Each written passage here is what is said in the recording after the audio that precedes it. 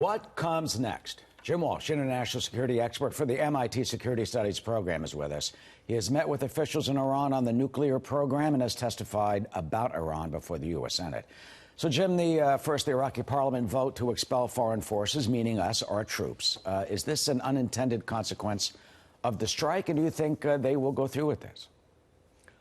Definitely, Eric. It is absolutely an unintended consequence of the strike. This is Iraq reacting to the fact that we carried out an assassination on their own territory and killed some of their people. So that was politically unacceptable. You know, they're already caught between the U.S. and Iran as it was, and this just pushed it over the edge. Now, will they actually do it, Eric? I don't know. This is more of a salvo. Iraq has a lot of problems right now, most of it having to do with reform and protest movement and their own internal problems.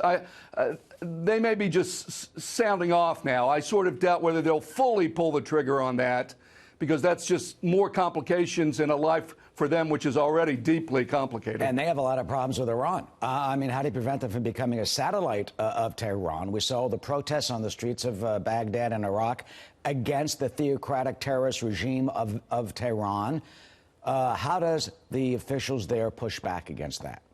Well, remember, Iran was also the country that helped kill a lot of ISIS when ISIS invaded Iraq. Iran and Iraq have a positive bilateral relationship. Of course, there's going to be tensions. Iran's going to try to influence Iraq, and sometimes it will overplay its hand. And we saw the result of Iran doing that earlier in the month when you had protesters in Iraq protesting Iranian influence. But right now, we've yanked the rug on that, right? I mean, they're mad at us right now.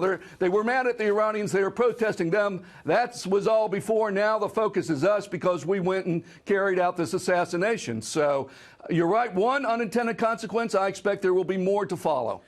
Here is Secretary of State Mike Pompeo this morning at Fox News Sunday talking about the Iraqi decision. We've been in their country. We've been supporting Iraqi sovereignty. We've been continuing to take down the terrorist threat against the Iraqi people. The prime minister is the resigned prime minister. He's the acting prime minister. He's under enormous threats from the very Iranian leadership that it is that we are pushing back against. We are confident that the Iraqi people want the United States to continue to be there to fight the counter-terror campaign, and we'll continue to do all the things we need to do to keep America safe. Do you think that, Jim, will happen? I think that's really a bizarre thing to say. I mean, he's saying, we don't care what Iraq thinks. We're going to stay in Iraq whether they want us or not.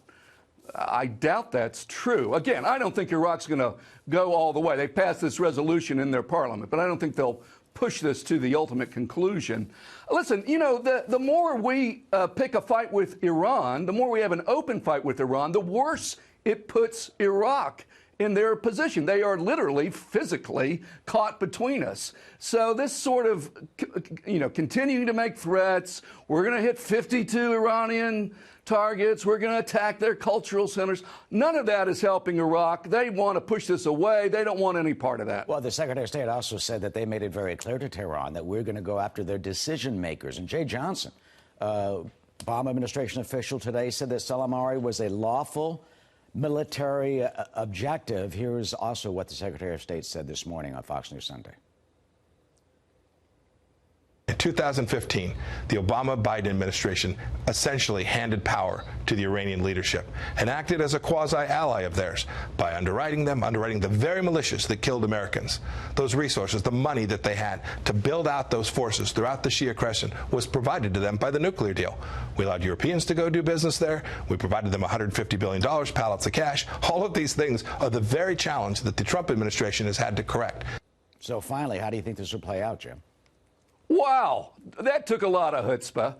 You know, they broke the agreement. The Trump administration went in and trashed the agreement. Everything we have since experienced, downing of drones, attack on Aramco in Saudi Arabia, attack on bases, now this back and forth. None of that happened when we had the nuclear agreement. None of that happened. When President Trump got out of the nuclear agreement, he promised that Iran would behave peacefully, they would back down, they would give in, Iran has been attacking, and the result has been the opposite. As you know, Iran has been attacking the West, Israel, the bombing of the Buenos Aires in Argentina. I mean, on and on. None of that happened during the Iran deal. Now, let's talk about what Iran did between 2015 and the time that Mr. Trump broke the Iran deal. They did none of this, none of it. And then they broke it and said, well, we'll force them to do our will, we'll make them submit, and it all will be peaceful. And the exact opposite has happened. And now the U.S. is in the business, and to pick up on your point, Eric,